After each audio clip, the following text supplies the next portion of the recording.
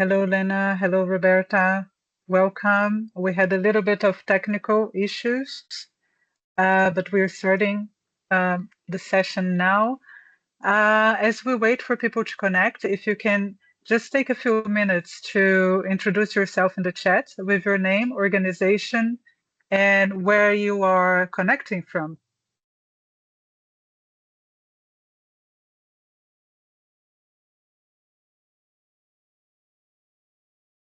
So again, if you just joined, welcome to our masterclass. And if you can just introduce yourself at the chat with your name, your organization, and where you're connecting from. Bom dia, Roberta. Very nice to have you here. From New York.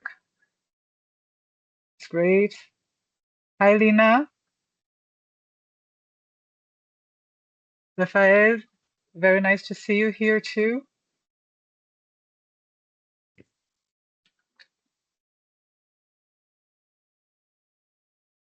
Welcome again to the session. We're just waiting for a few more minutes as we wait for other colleagues to join.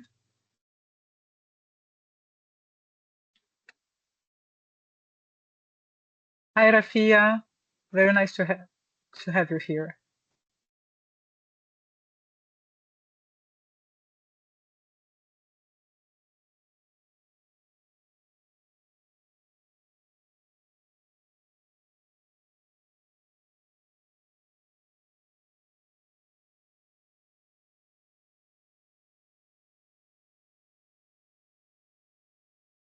Okay, I think we're going to start.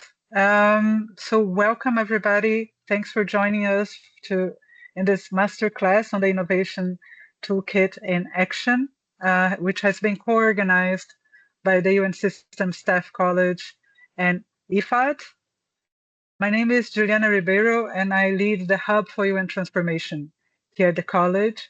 And I'm joined today by Leanne and Cecilia, who work with me at the college, and also 4 colleagues from IFAD who champion innovation in their work. So I would like to give a really big welcome to Laura, who is a knowledge management analyst at IFAD with over 30 years of experience. At IFAD, she leads operational learning and AI-driven innovative initiatives that turn knowledge management efforts into action. We also have here with us Maxime Thibon, who is a technical specialist at IFAD, connecting environmental science, policy, and international cooperation in complex development contexts. Then we also have with us Chiara Marabotto, who is an innovative consultant at IFAD and a certified knowledge management specialist, focusing especially on fostering a culture of innovation, both internally at IFAD and externally by designing and implementing programs in the field. And then last but definitely not least, we have Ahmed Gure, who is IFAD's portfolio presence officer in Somalia. And he's also an innovation champion from 2024, 2025, and of course this year, with hands-on experience applying innovation tools in fragile community-facing contexts across rural development, climate resilience, and partnerships. So I'd like to welcome all of our panelists again and thank them for joining us to share their experience with the UN Innovation Toolkit with real work cases. And again, on behalf of the panel, I would like to welcome you all to this UN 2.0 Masterclass. So today's focus is exploring how innovation capabilities can be sustained and scaled across an organization without reinventing the wheel.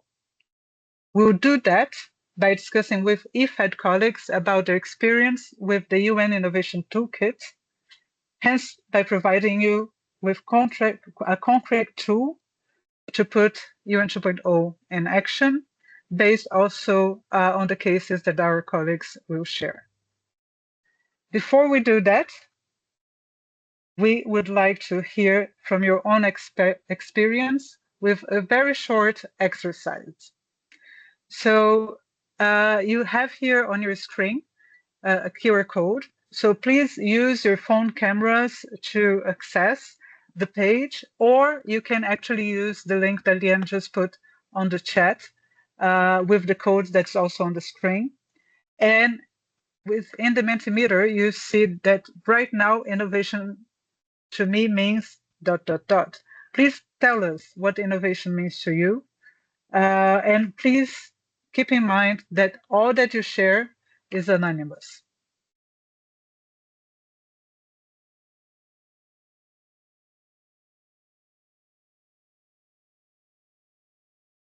Digital, AI, perspective, ambiguous, transformation, ambiguous, very creativity and courage. So again, exactly the courage to experiment, to try new things, to design for impact, exactly. Go beyond in innovation for the sake of innovation, there's no point. So we need to actually innovate to create positive results. It's great. Survival, exactly. Without evolving, we cannot survive. And to evolve, we need to experiment, be courageous, and try new things. Creative thinking, new ways of doing, positive change. This is fantastic. So we have here the transformation and positive change. And I think that's extremely interesting because we need to keep the focus on the impact that we want to get through innovation. So thank you for sharing your very honest insights. And building from those, I would like to add that aligned with the UN 2.0 vision at the college, here we consider innovation primarily as a skill that can be improved. So considering that opportunities for improvement can be numerous and can take different forms, we always recommend starting with a clear need in mind. And so now I want to talk a little bit about what was that experience in the case of IFAD. So in the case of the program that we deliver with IFAD, the overall objective was nurturing a common language around innovation and empower staff at different levels to act as learning multipliers, supported, of course, by the UN Innovation Toolkit. So our starting point was the Innovation Toolkit, of course. And just to tell you a little bit about the Innovation Toolkit, this is a product that was co-created by more than 36 UN entities. And they worked together to identify cases and also to test it. It was developed, of course, at the request of the Secretary General under the leadership of the UN System's Chief Executives Board for Coordination, or the CEB, in very close collaboration with the UN Innovation Network. And again, we cannot emphasize this enough. What makes it so rich is that it was co-created by a number of UN entities. And that's why it's still relevant and applicable to different contexts across the UN. So in a nutshell, the UN Innovation Toolkit is an amazing knowledge-sharing digital platform. It's really accessible anytime, anywhere, and it's accessible not only to UN personnel, but also to the public. So whoever is interested to access the UN Innovation Toolkit, they can do it. And we really would like to encourage you to do it because you will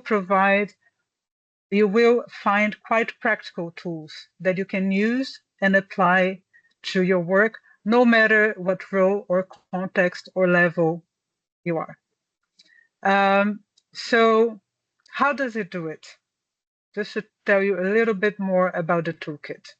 So the toolkit includes the UN Innovation Diagnostic, which is a 27-question questionnaire, which helps you to identify your innovation profile.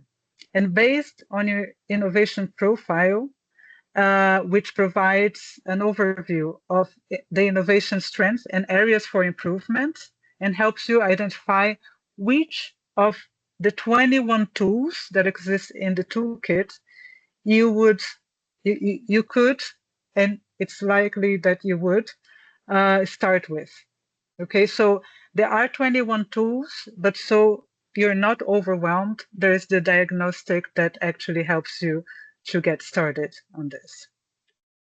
So moreover, the toolkit breaks innovation up into 5 distinctive pillars. They are the ones that are indicated in the slide. So strategy, partnership, architecture, culture, and evaluation. And so these 5 pillars, they are part of the SPACE framework. Okay, so these 5 areas, they represent 5 foundational frameworks considered critical to enable innovation to take root, scale, and sustain impact within any UN entity. Again, I would like to emphasize that regardless of size, mandate, or operational context, and again, the toolkit is open also to non-UN individuals and teams, and also you can apply this. It's still relevant for you as well. So we don't have time, unfortunately, to go into details of each of the individual pillars or tools today, but we would really like to encourage you to explore the toolkit at your own time and pace after the session. And we decided to use the toolkit because it is a monitorable organizational output upon which we could design a learning program. And now I want to tell you a little bit more about the program that we co-designed with IFAD. So the purpose of the UN Innovation Toolkit training of trainers was to equip participants with the skills and tools to design, scope, and deliver innovation-focused learning interventions tailored to IFAD's operational contexts. So over the course of 7 weeks, and by engaging with different programmatic elements through webinars, peer-led sessions, etc., participants worked individually and in groups with selected tools from the UN Innovation Toolkit to translate innovation principles into their own learning intervention designs, which were encouraged to be piloted across departments and teams after the training. And that's where we are today. You hear a little bit about what some of the alumni of this program have done and what were some of the concrete results that they're getting. So the outcome of the train of trainers straight away was that we had 25 participants from more than 10 duty stations from across the globe, and all of them, we got 100% recommendation rate, because what the train of trainer does is that it creates internal capacity in an organization, so they're able to then build further capacity within the organization, but also build capacity of their counterparts as well on the ground. To talk a little bit more about the experience with the train of trainers, but also with the toolkit, I would like to start with Laura. Laura is both a graduate from the training of trainers, but also she has already been working with fostering innovation initiatives across IFAD. So Laura, welcome again. And with you, I think the start of this conversation, we would like to better understand how innovation at IFAD looked like before and after the Train of Trainers program. So my first question to you was, what need was the program, the UN Innovation Toolkit Train of Trainers, was responding to. Thank you, Juliana. And I'd just like to thank everyone also for inviting, and on behalf of IFAD as well, my colleagues and the rest of the Innovation Champions at this short masterclass during the UN week. Just also to tell you about our journey, our learning journey from the toolkit, and Juliana has been telling us giving us a little bit of introduction. But basically, the important part is, yes, that question addresses the needs. So the need at IFAD was mainly, there are many of them, but basically three that I could highlight. First, to keep IFAD's commitment to making the UN Innovation Toolkit part of our regular way of working. So basically mainstreaming the Innovation Toolkit with what we do every day. That was one. And then the second is to help strengthen a culture of innovation across the organization and providing staff with the tools and the ways to test and develop and to scale the ideas step by step. And the third one that I could highlight as important is that it also gave the opportunity for colleagues to use the toolkit hands-on, to use it in practical exercises and real IFAD project examples that count. So it was not just a learning experience, but it was also really embedding it into our projects. Thank you very much. And I think the point that you make of strengthening a culture of innovation across the organization through empowering staff across the organization to actually experiment is recognizing that there's the need for that space for experimentation, that safe space. So that's fantastic. Could you tell us a little bit about some of the outcomes of the program? Yes, of course. The program helped participants feel more confident. So I think that's a big achievement. And it also guided innovation conversations that were related to the process. And it also created, like you mentioned before, a group of innovation champions. So many of us are champions, but as well as we unite each other on the same front. On a different parts of, and we're all from different parts of the organization, and we support each other's, we relate to our partners, we help bring innovation, make it stand up there into our practices, in our projects and in our work. So in practical ways, we could say that, yes, confidence was one, but we also learned how to break down these complex terms into easier ways of doing that we could adapt. So if things are easy, we could adapt it easily. And thirdly, since we have these tools, we share a common language with our partners across the teams, across our sectors, across our project management teams, with the government as well. And lastly, and we also learned how to do these exchanges also with our peers. And during our interventions, when we studied these interventions, we learned how to improve them. So that really, really helped. So I think those were the main outcomes of our learning experience out of the toolkit.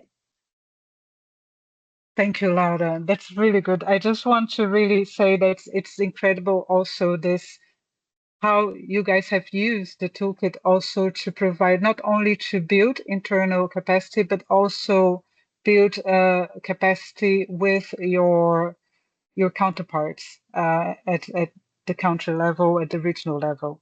I also find it interesting the importance of having a common language to talk about innovation and to demystify, right? Because we talk so many times about innovation and about the other skills of UN 2.0 that it's so important to actually demystify them and for everyone to understand how they can actually be applied across the work that we do. So thank you for sharing this, Laura.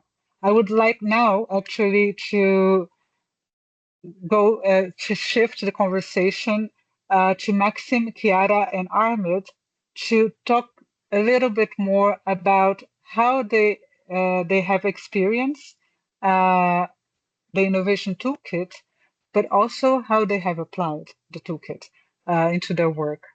So we'll start with Maxime. Maxime, welcome again. If you can let us know and describe the UN Innovation Toolkit in one word, what would that word be and why? Over to you. Yeah, thanks, Juliana. It's quite easy, I will use one word that have been already highlighted in the Mentimeter. And this word is transformative. So it was mentioned transformation in the Mentimeter. So why I will pick transformative, to describe the UN Innovation Toolkit? Because it helps me really a lot, to move beyond the traditional approach of work, often in silos, in different organizations. And because also it encourages collaboration, peer learning, system thinking, and scaling solution. What you mentioned, Juliana, about the space approach, is really important, when you have to provide solution to different stakeholders you are working with. So it provides also this innovation toolkit a practical way of thinking and to think, most important, outside the box and to address the complex social, political, and technical challenges we face during the design and implementation of IFAD program in the country in a collective manner. So it will be like I will say it again. Transformation is very, for me, a good summary of the UN Innovation Toolkit. That's great, Maxime. Thank you so much for sharing that. I would like now move to Chiara. And Chiara, welcome again. And we would like to hear the same from you. How would you describe the toolkit in one word? What would that be and why? Thank you, Juliana. Sure. And thank you for the invite to be here. Thanks to your team and UN 2.0 team as well. It's a pleasure to share a little bit of the UN Innovation Toolkit training of trainers outcomes. And I would be like similar to Maxime, but taking from a different angle. And I would perhaps choose the word catalyst. Because a catalyst accelerates innovation and change, but without being the change itself. So this is how I felt throughout the course, throughout using the toolkit, but also throughout my experience in adapting the course within the Somalia Open Innovation Challenge. This is because the toolkit did not provide ready-made answers, but practical methods and guidance, but also a common language to think people that they could think differently, challenge assumption, but also make concrete steps and changes. And what stood out to me was that the toolkit was really accessible. Whether we were using the old toolkit or some specific tool from the toolkit, and we perhaps look at that into the detail after, we could really help, like moving from abstract things to very concrete learning. And I appreciate the fact that the toolkit also does not assume that innovation is just happening with big changes and big breakthrough, but it gives us concrete first steps to use, because it's like more on the methodology, the guidelines that you can use but also like structured questions you can use in your work to test ideas and assumption, and to move from ideas to tangible results. And in my concrete learning intervention, I saw like companies and entrepreneurs openly discuss challenges and test assumptions. So I could really see that this could give an outcome. So I would say catalyst, because it accelerates way to do things differently, perhaps. Thank you very much. Thanks for both those reflections. And, I just want also to go back to a couple of things, which is, again, that importance of taking the abstract and then making it concrete. And again, and I think both of you made reference to this, that change and transformation, it starts with a first step, right? And I think the toolkit also helps with that and incremental steps. So thank you so much. I would now like to shift to learn a little bit more on the application. I think everybody here is very curious to hear how it was applied in in practical ways. So Ahmed, welcome again. If you can tell us about how you have applied innovation learning into your work and context, and also if you could share an example of that. Over to you.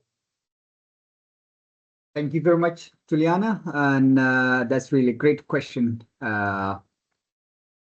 So one of the concrete examples that I can take is how we have applied at innovation learning in our work from the Somali Women's Market Access Challenge, Innovation Challenge in the last year, 2025.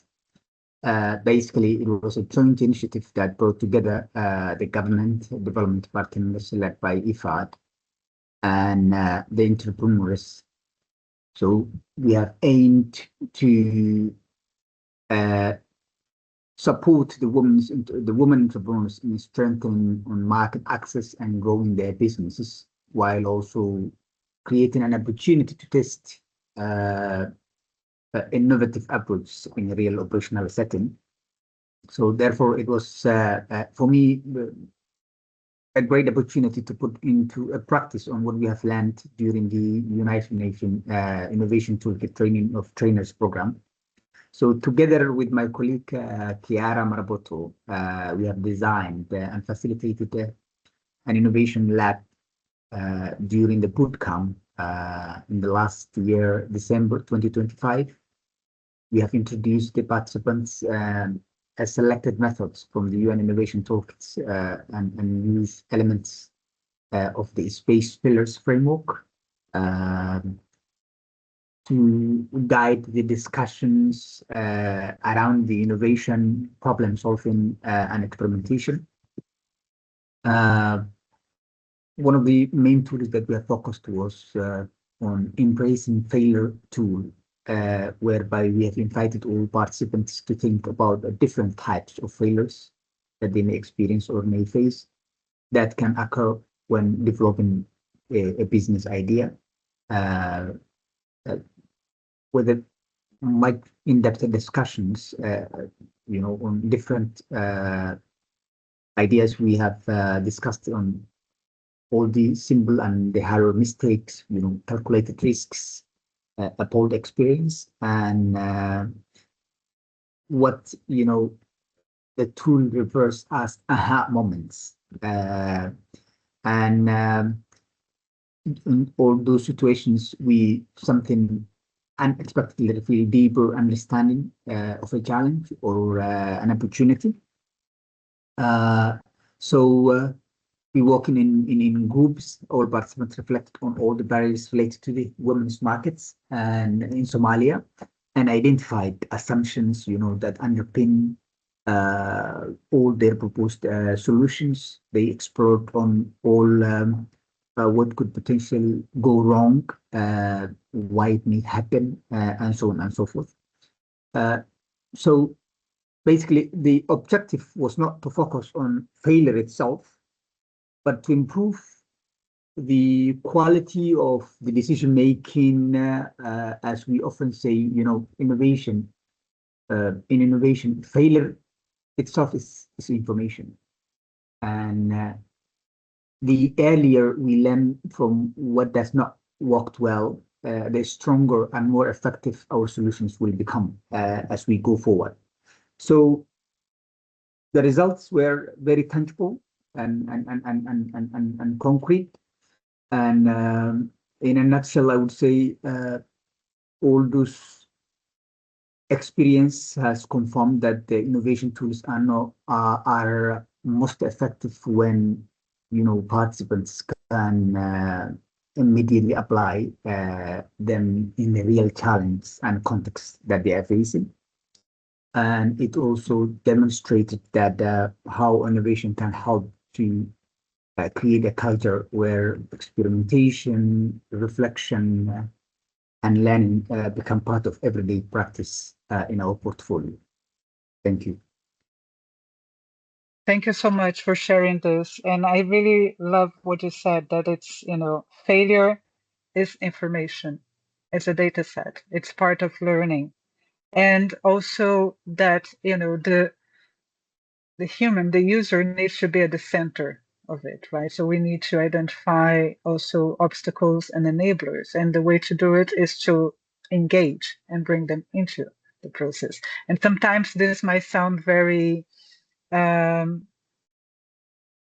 clear, but sometimes it's surprising to see that a lot of times this is not taken into consideration. So thank you for sharing that, and also congratulations to you and Chiara on this.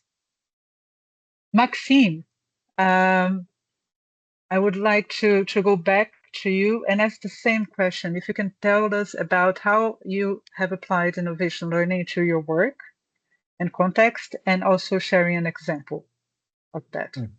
Over to you. Yeah, thanks, Juliana. So before to answer to the how, I will first answer to the when, I'm applying this innovation learning. And as this training was for me a sort of paradigm shift, in my behavior during my work, I will say, that I'm using it every day, several times per day even. And so because it was like for me very, as I said earlier, very transformative. And for me, one of the most valuable lessons, during this training has been the importance, to have like this clear diagnosis before action. You mentioned it in the introduction, but for me, this is like the most important part, you need to have, when you are like trying to apply some innovative practices or innovative approach within a group, within a team, within your unit. And instead, to rather jumping directly to sometime one-size-fits-all solution, I try now focusing more, to better understand the problem and the context first. You mentioned, that we with the space methodology, we have more than 21 tools. So what I'm doing, in my daily work is trying to apply them with like a piece by piece approach. Using first, all the simple and accessible digital tools that are existing to support discussion, exchange, collaboration, and learning. So I'm doing that, within my team, but also within my unit, and within also what we call at IFAD PDT, or project delivery team, that are gathering, several IFAD staff from different division, technical division, leg division, financial division, to be sure, that we are tackling the challenges we face in a collective manner. One thing also important for me, and I can realize that, while trying to apply it, that innovation does not always require this high-tech solution. And often, the low-tech tools or solution can really generate sort of meaningful change, when they are used, in a strategic manner. And as you maybe already understood, I'm sort of big fan, of this space approach, and particularly its focus, on the foresight studies. That's really helping me a lot, to work with colleagues and to anticipate all, I would say, future opportunity, but and also to identify this future challenge. And instead only to have like I would say, a reactive approach to the current issue we are facing, during the program I coordinate or I supervise. Over to you, Juliana. Thank you so much, Maxime, for sharing that. And I totally agree. Innovation is not necessarily about big high-tech solutions. It's sometimes about, simple ideas. And I love also that you mentioned, with the space, but also that the tools also help surface other skills of UN 2.0, such as foresight. So again, and I think that's an important point of actually stressing that it is the UN Innovation Toolkit, but of course, when you look at the UN 2.0 skills, the quintet, they don't happen in parallel, right? The strength is that the skills come together. So thank you for sharing that, Maxime. I would like now to shift a little bit the conversation to actually talk about moving from pilot to practice. And we're going to go back to Chiara on this. And if you can tell us, Chiara, what is one key lesson learned from piloting your learning intervention on the UN Innovation Toolkit?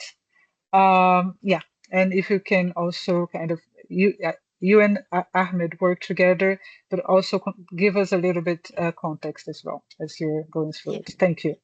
Yes, thank you, Juliana. And exactly, I mean, I will refer to the intervention that we did together with Gure within the Somalia Open Innovation Challenge. I will refer to that, but let me first start by saying that the first lesson learned that I discovered throughout this intervention was that people engage and are like closer to innovation if they think that failure is reframed and they embed failure in their journey rather than consider that is something to avoid.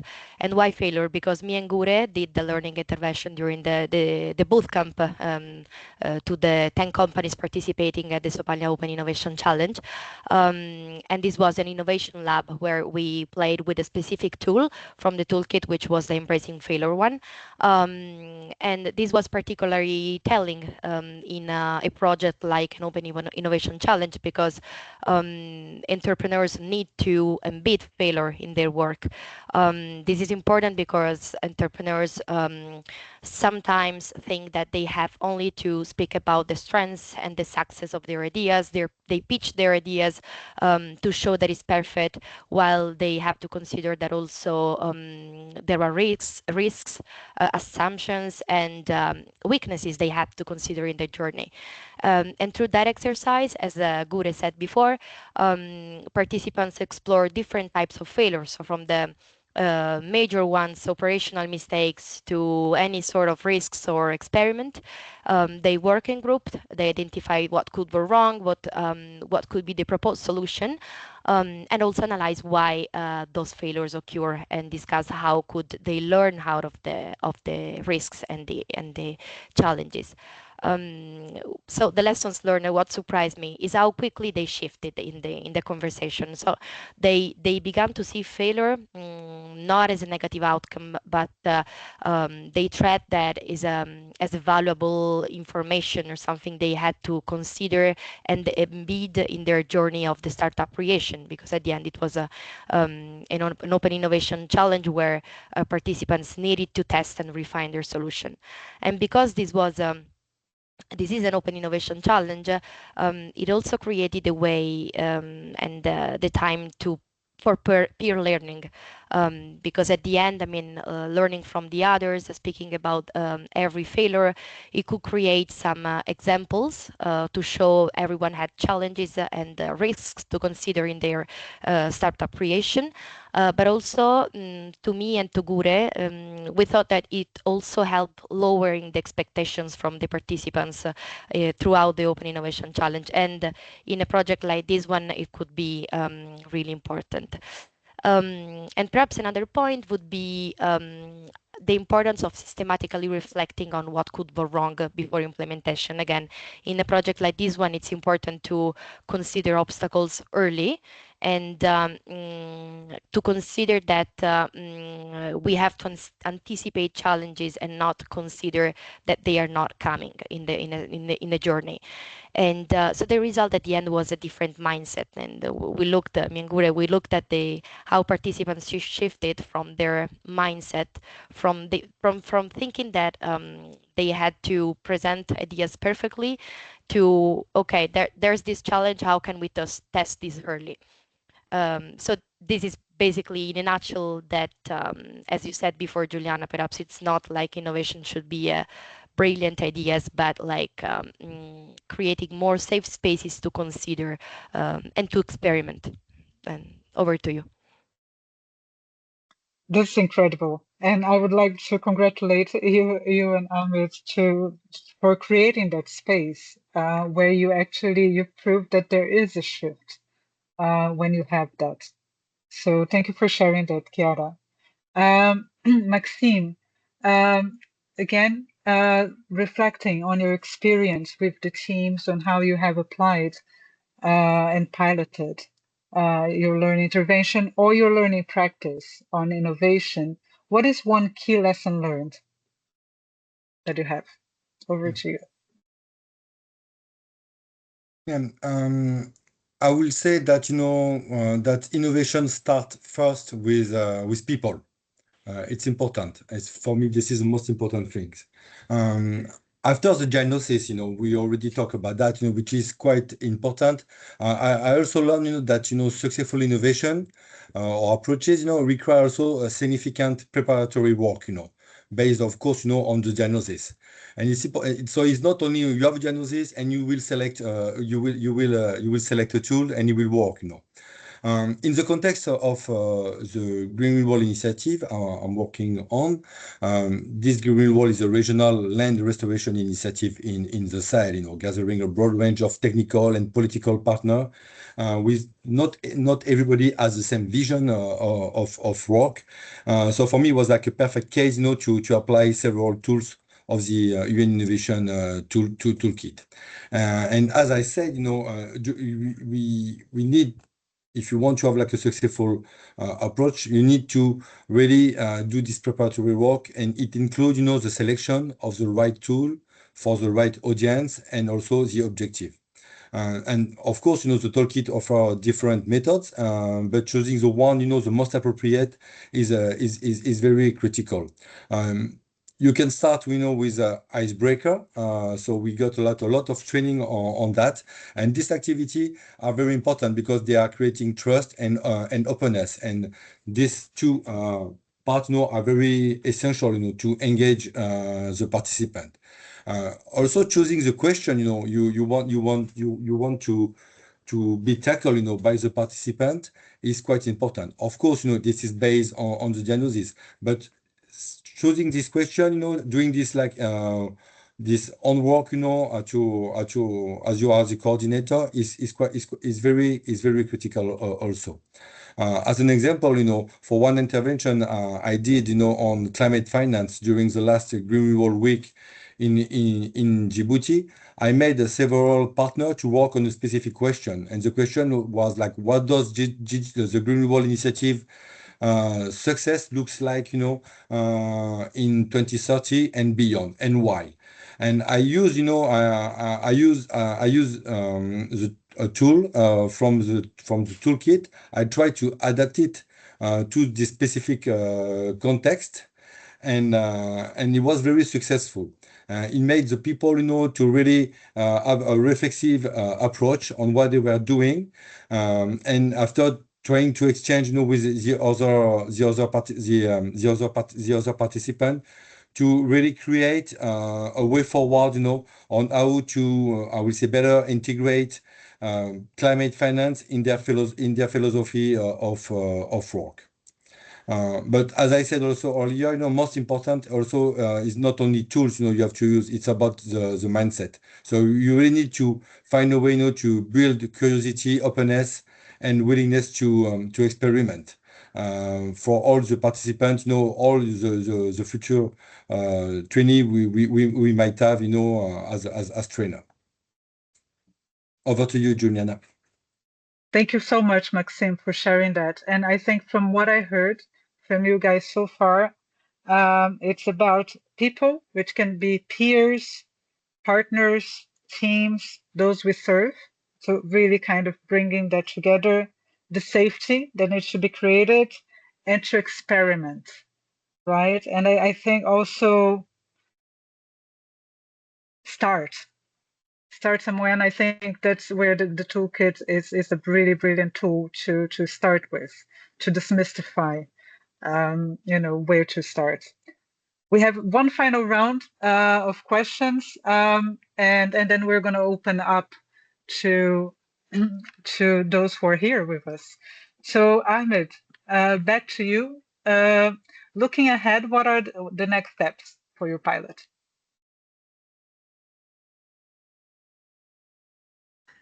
Again, Juliana, thank you very much. And from our perspective, looking ahead, I think the next couple of steps would be to build on the success of the innovation lab and further integrate as well these approach into the portfolio ongoing programs and upcoming ones, from design to implementation, and of course documenting lessons learned as part of our knowledge management agendas and for engagement of the stakeholders and partnership. One of the key feedbacks that we quickly received was from the pilot was that participants responded most positively when innovation tools were directly connected to real challenge that they are facing.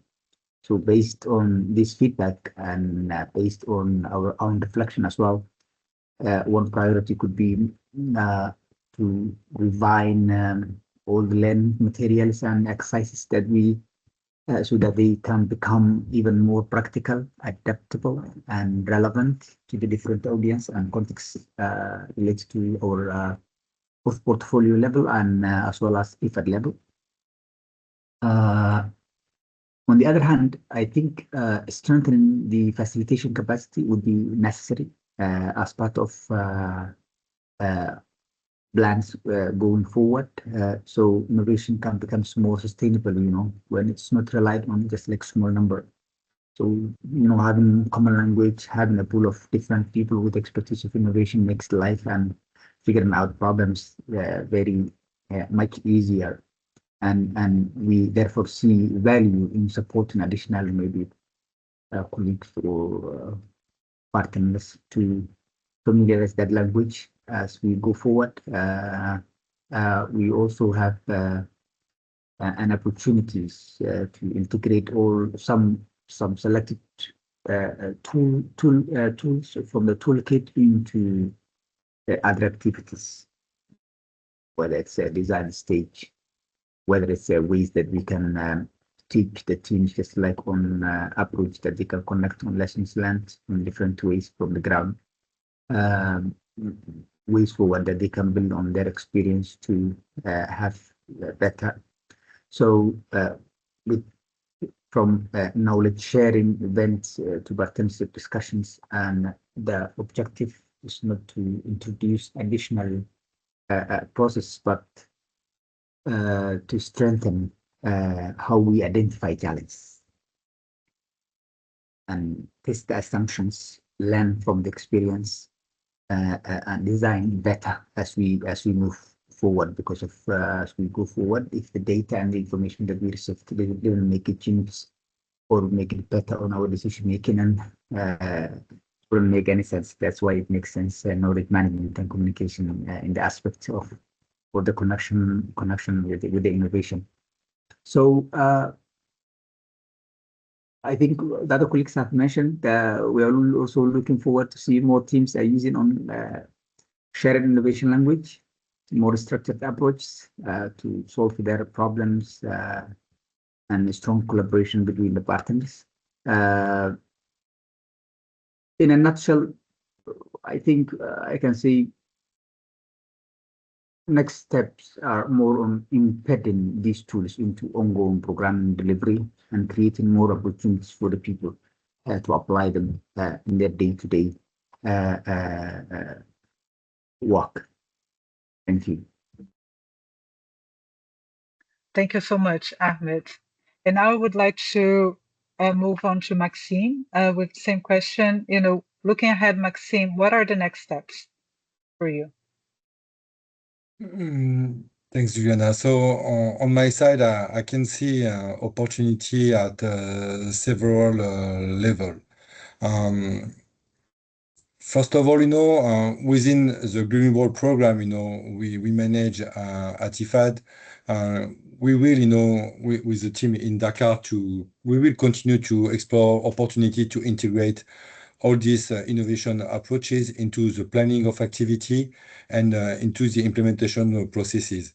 We have the chance to have, like, within this program that benefit funding from the Green Climate Fund and the Global Environment Facility, to have some dedicated component to innovation, So we have a sort of mandate, to promote innovation, to create enabling environment for innovation within 11 countries in the Sahel. So this is a great opportunity, to apply the UN Toolkit methodology.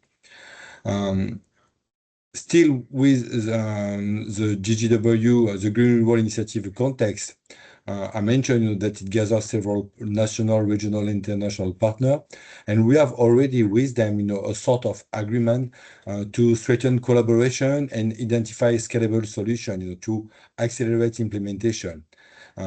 So we will develop with them, several training sessions, and capacity building event, and we want to use the UN also toolkit in that regard. So it's more work, because you need to interact with all these partner at national and international level. But we really think, it will have like an important added value, and that will foster the implementation. Internally at IFAD, within our climate finance unit, we would like also to introduce selected toolkit exercise, to support system thinking, reflection, foresight, and collective problem solving. Sometimes they are technical, sometimes they are more social. We have a sort of agreement. I say we, because one of my colleague of my unit, she got also the training. So we have a sort of agreement, from our director to plan a dedicated session on innovation during our next retreat during fall 2026. So of course, as I said, the diagnosis will be done prior to that, and the same for the preparatory work to have like a successful session. And we are talking about like scaling, and this is something I have also in mind, is to discuss with my technical department, my managing director, to promote this this I would say the tool provided by the toolkit through small working group within my department, to foster this culture of work, gathering more than 120 IFA staff, and trying to encourage, I would say, experimentation of new approaches, co-learning from peers, and to foster the collaboration, and of course, and I will come back to what I say at the beginning, to not work with this silo approach, which is very convenient at one stage, but sometimes it is not very effective. Over to you, Juliana.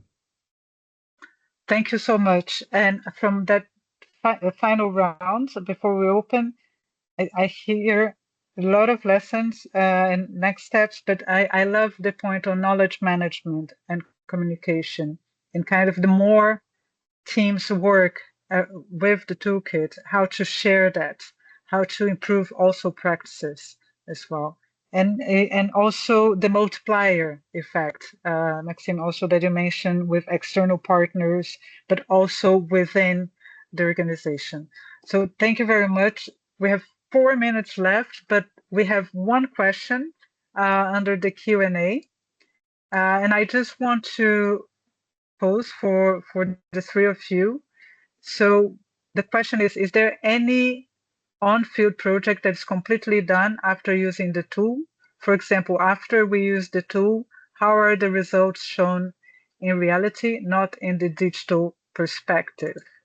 And I just want to flag that, so the example that Ahmed and Chiara have been talking about has been that we have a blog where they provide more information around that.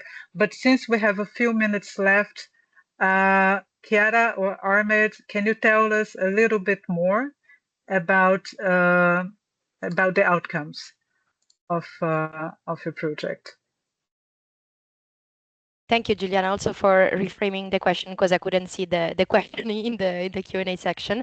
But absolutely, you can read absolutely the article when you can see the specific learning activity that we did, and hopefully some more links will be updated, perhaps in the innovation website at IFAD, which will also be shared later.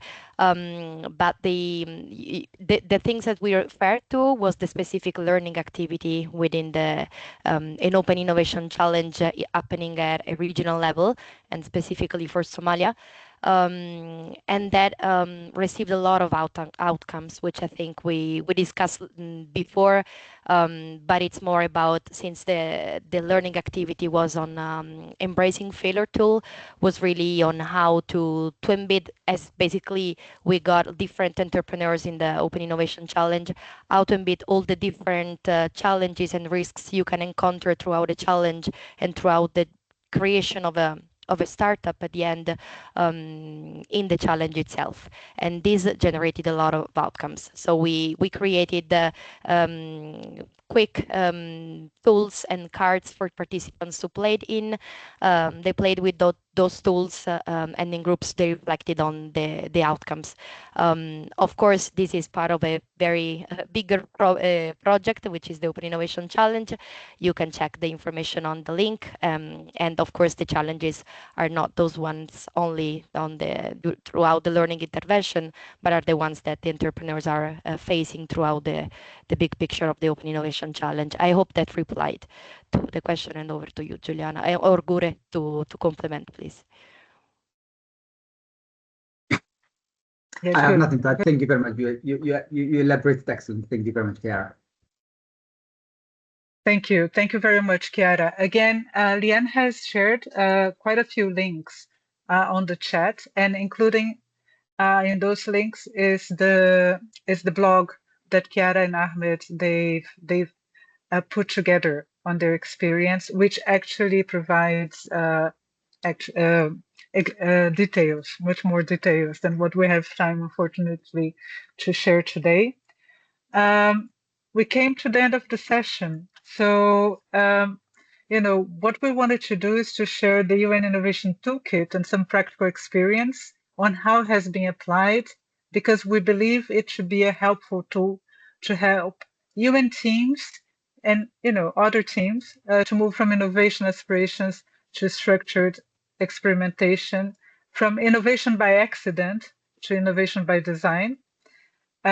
We really hope that the session has sparked some curiosity on innovative design methodologies and on start thinking about innovation as something tangible, and perhaps as a skill you would like to nurture in your current work. We'll need to close, but before we close, I would like to thank the UN 2.0 Week team for creating the space and this opportunity for us to share and exchange.